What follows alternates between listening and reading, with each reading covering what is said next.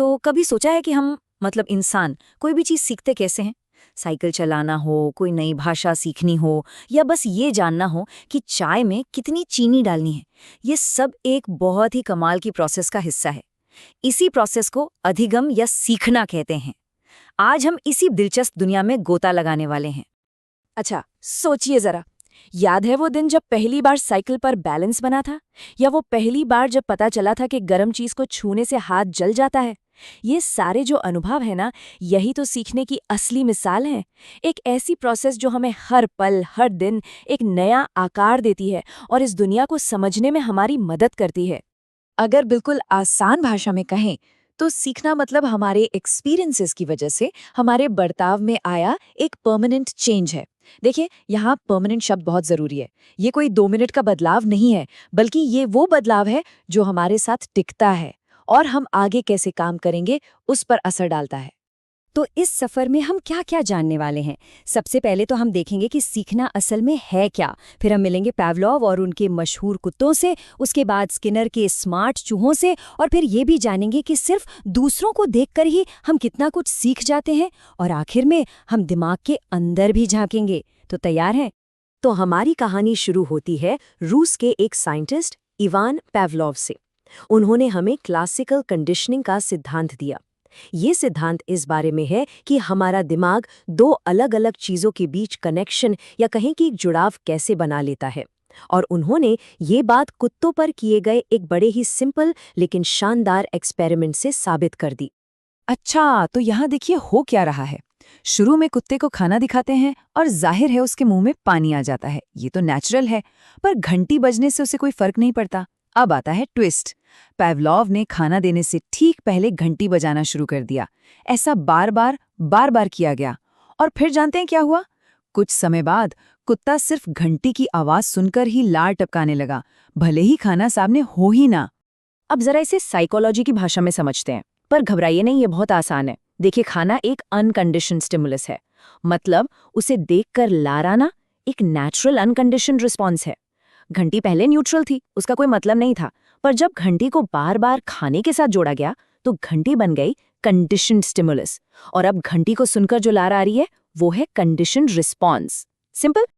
लेकिन क्या सीखना हमेशा इतना पैसिव होता है? मतलब क्या हम बस इंतजार करते हैं कि कुछ हो और हम रिएक्ट करें? बीएफ स्किनर का मानना था, नहीं। उन्होंने कहा कि हम अपने कामों के नतीजों यानी कॉन्सिक्वेंसेस से सीखते हैं। उनका सिद्धांत है क्रिया प्रसूत अनुबंधन, जो ये कहता है कि हम वो काम बार बार करते हैं जिनका नतीजा अच्छा होता है। अपनी बात साबित करने के लिए स्किनर ने एक स्पेशल बॉक्स बनाया जिसे कहते हैं स्किनर बॉक्स। इसके अंदर एक चूहा था। अब चूहे ने घूमते घूमते गलती से एक लीवर दबा दिया और टक, उसे खाने का एक टुकड़ा मिल गया। फिर क्या था? चूहा बहुत जल्दी ये सीख गया कि अरे, ये लीवर दबाने से तो खाना मिलता है, और वो जानबूझकर वो लीवर दबाने लगा। यहाँ चूहा एक्टिवली सीख रहा था। तो अब फर्क साफ है ना? एक तरफ है पावलोव का कुत्ता जो बेचारा पैसिव है, घंटी बजी, लार आ गई, उसका कोई कंट्रोल नहीं है। दूसरी तरफ है स्किनर का चूहा जो एकदम एक्टिव है। वो सोच समझकर अपनी मर्जी से लिवर दबा रहा है ताकि उसे इनाम मिले। एक है इनवॉलंटरी, दूसरा है वॉलंटरी। अब स्किनर ने व्यवहार को बदलने के लिए 2 तरीके बताए, रीइंफोर्समेंट और पनिशमेंट। ये टेबल देखने में थोड़ी मुश्किल लग सकती है, पर है एकदम सिंपल।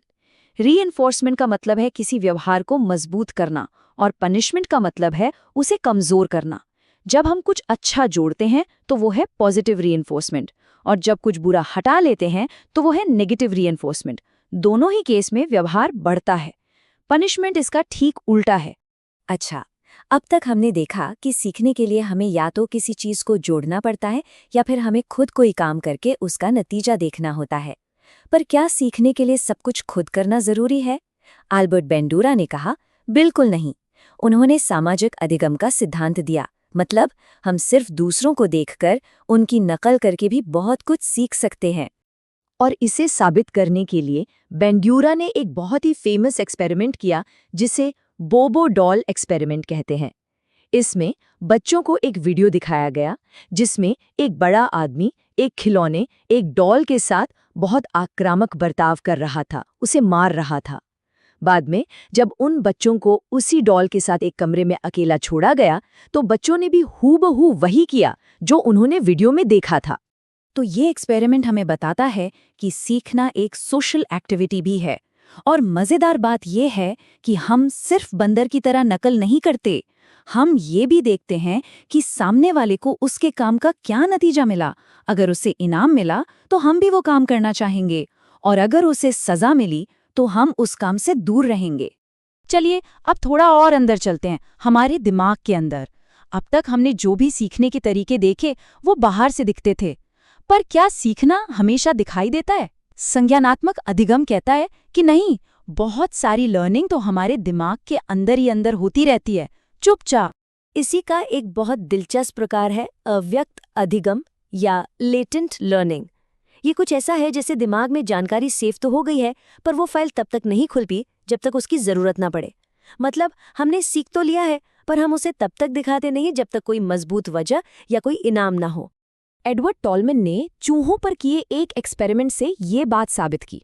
उन्होंने चूहों के एक ग्रुप को भूल भुलैया में छोड़ दिया, पर बाहर निकलने पर कोई इनाम नहीं रखा।